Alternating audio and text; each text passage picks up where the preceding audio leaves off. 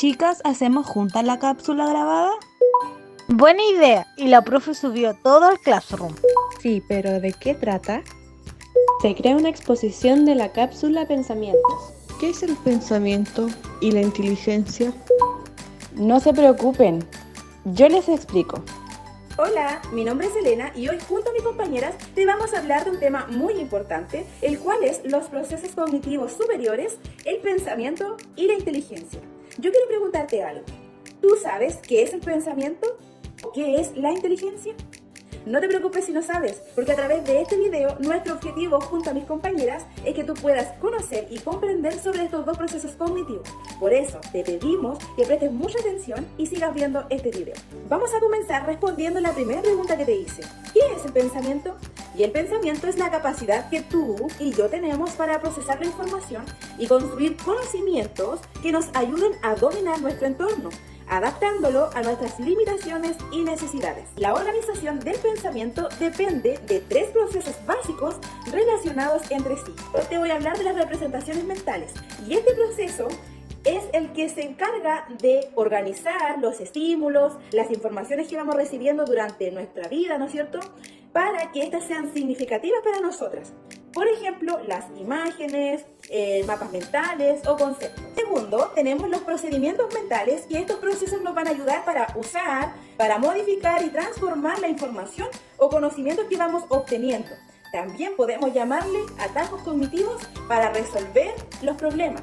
O sea, vamos a usar esta información para resolver algún problema en específico. Número 3, y no menos importante, tenemos las actitudes, que son tendencias estables a pensar, a actuar, a sentir de una manera determinada.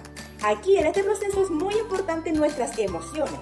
Y también tenemos que tener en cuenta de que hay actitudes positivas como la curiosidad, la flexibilidad mental y también actitudes negativas como la pereza y la rigidez mental. Voy a hablar sobre las unidades del pensamiento y el pensamiento nos ofrece una forma para que nosotros como seres humanos podamos relacionarnos en este mundo.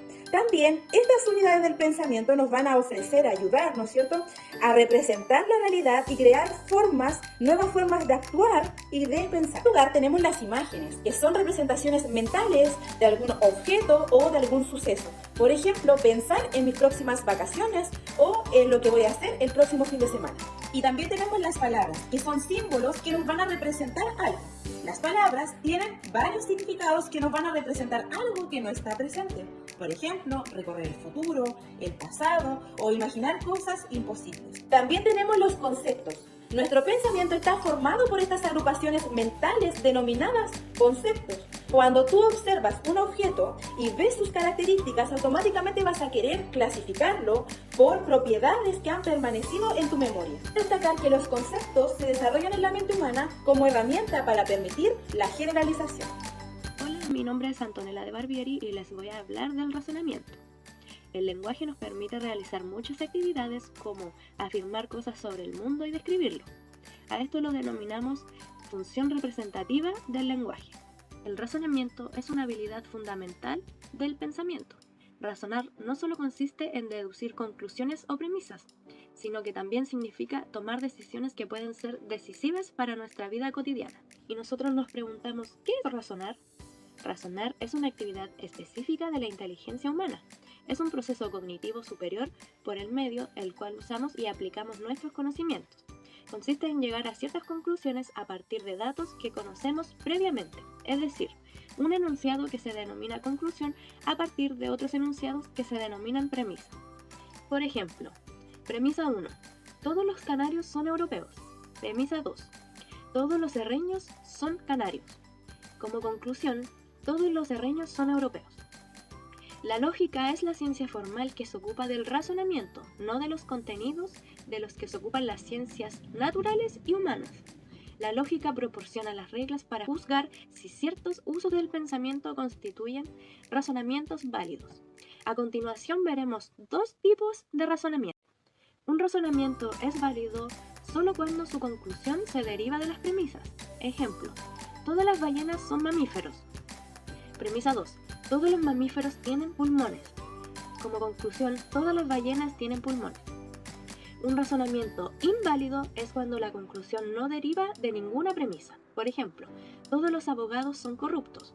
Premisa 2, todos los políticos son corruptos. Y como conclusión, todos los abogados son políticos. Los tipos de razonamiento se dividen en dos, en inductivos y deductivos. El razonamiento inductivo procede de los hechos particulares a generales y como conclusión va más allá de los presupuestos a partir de las premisas. Será más o menos probable, pero no estamos seguros de la verdad. Por ejemplo, Armando, Juan y Antonio son egoístas. Y si pasamos a una generalización, todos los hombres son egoístas. Por otro lado está el razonamiento deductivo, que nos permite deducir una conclusión cierta a partir de hechos que sabemos que son verdaderos.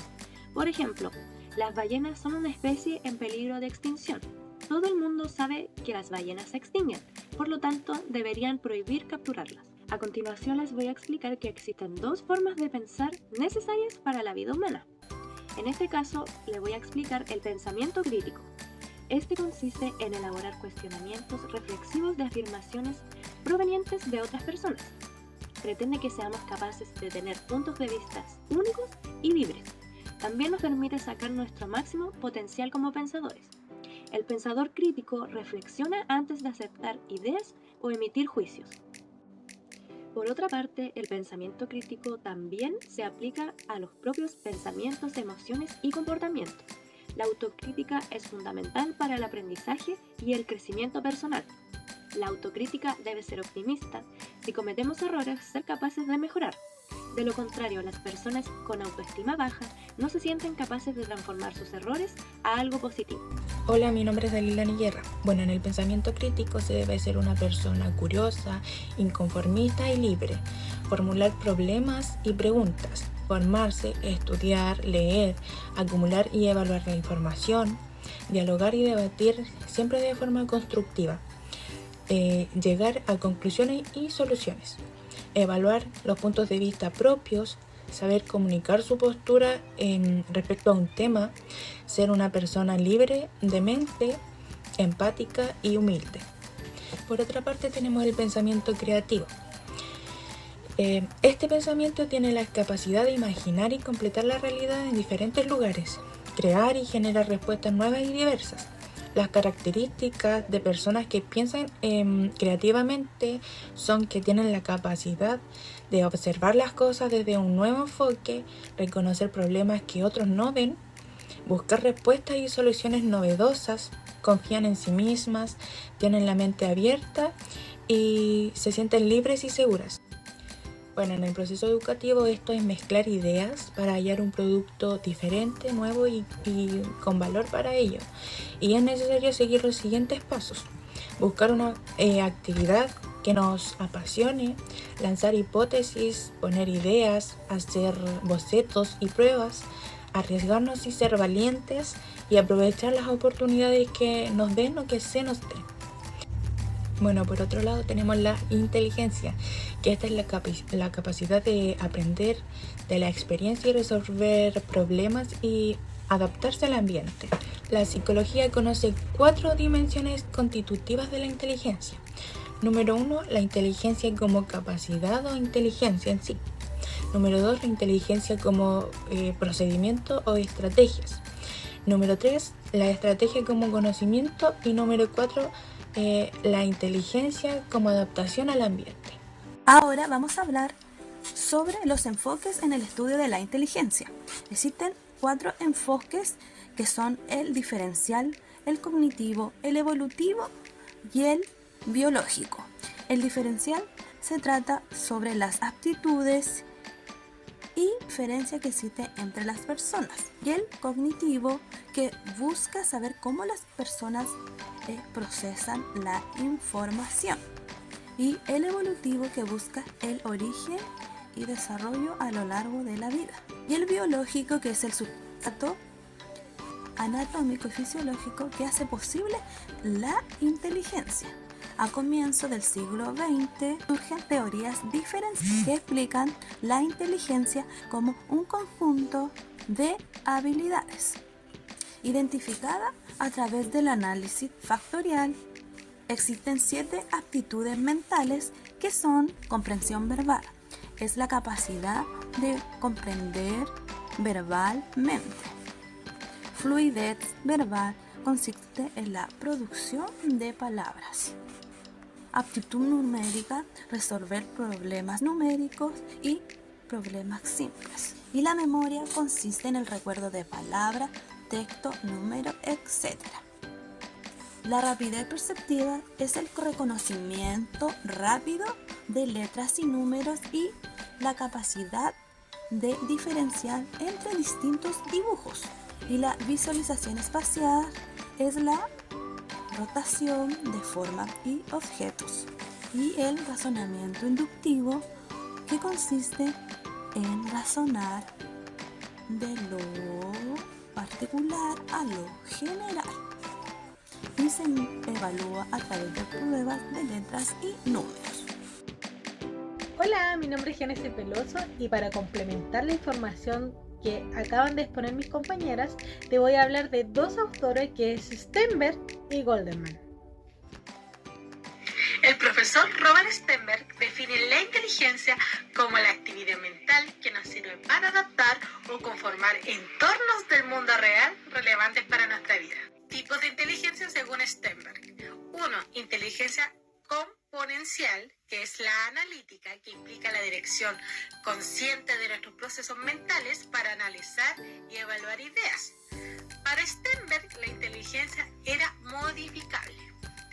2. Inteligencia experiencial, que es la creativa, que es básicamente la capacidad de afrontar tareas novedosas, formular ideas, combinar experiencias. Ejemplo, la creatividad científica, la capacidad para diagnosticar el problema del motor de un coche. 3. Inteligencia contextual, que es la práctica.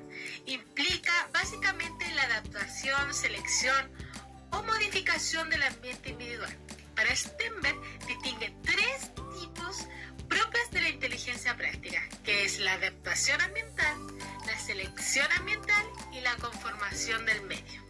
A continuación les voy a decir 5 habilidades de la inteligencia emocional según Goldman. Conciencia de uno mismo, que se trata de conocer nuestras virtudes, debilidades, emociones e impulsos. Básicamente es darnos cuenta de lo que sentimos o necesitamos para dirigir mejor nuestras vidas. El autocontrol emocional, que es la habilidad de controlar nuestras emociones, impulsos para adecuarlos a un objetivo. Esto implica el control del estrés, la ansiedad ante situaciones difíciles. 3. La automotivación, que es la capacidad de motivarse uno mismo para lograr nuestros objetivos. 4. El reconocimiento de las emociones ajenas, que es la empatía, que significa ponerse en el lugar de los demás. Las personas empáticas son capaces de escuchar a otros e entender sus problemas o necesidades.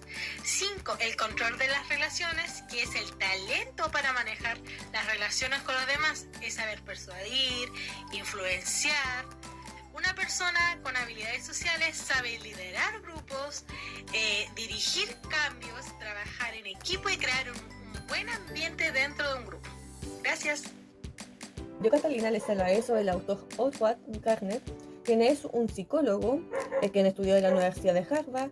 Este autor establece una nueva concepción sobre la inteligencia en el libro La teoría de las inteligencias múltiples.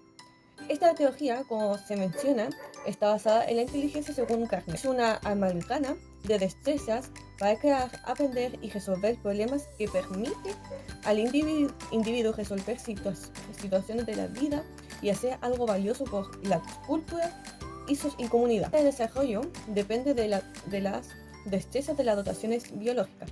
Existen 8 tipos de inteligencias, las cuales son inteligencia lingüística, inteligencia lógico-matemático, inteligencia espacial, inteligencia musical, inteligencia corto-sinestésica, inteligencia intrapersonal, inteligencia interpersonal y por último la inteligencia naturalista. Bueno, y a continuación les mencionaré en qué consiste el desarrollo de inteligencia según nuestro autor Jean Piaget, que ha desarrollado la teoría más coherente sobre este desarrollo intelectual. Esta teoría constructiva concibe los procesos cognitivos como resultado de la interacción activa e innovadora del individuo con su entorno físico y social. Ciertos claves de esta teoría del desarrollo de la inteligencia de nuestro autor mencionado quien propuso la maduración del organismo y la influencia del medio social. Existen 5 conceptos fundamentales en esta teoría de nuestro desarrollo de la inteligencia del autor Piaget. Una de ellas es el esquema, adaptación, equilibrio, organización y los estadios. Las etapas del desarrollo cognitivo. El desarrollo de la inteligencia se produce por la interacción de factores genéticos y ambientales como cualquier otro rasgo físico o psicológico. Piaget considera que el ser humano pasa por 4 estadios en su evolución intelectual, que comienza desde los 0 años hasta los 16 años, que estas tienen como nombre inteligencia sensorio-motriz, que comienza desde los 0 años y culmina a los 2 años. Luego comienza la inteligencia preoperacional, que comienza a los 2 años y aprox termina como a los 6-7 años y continúa con el estadio de operaciones concretas, que comienza a los 7 y culmina a los 11 años. Terminando esta, viene el último estadio, que es operaciones formales, que es de los 12 años y culmina a los 16 años. Podemos concluir como grupo que estas definiciones de pensamiento e inteligencia son fundamentales para el funcionamiento humano, porque gracias a esto nos podemos dar cuenta de que no solamente uno piensa y habla, sino que también es un proceso para crear una frase, por ejemplo, o entregar un mensaje. También está influenciado la forma en que percibimos, procesamos y respondemos al mundo que nos rodea. Gracias por su atención.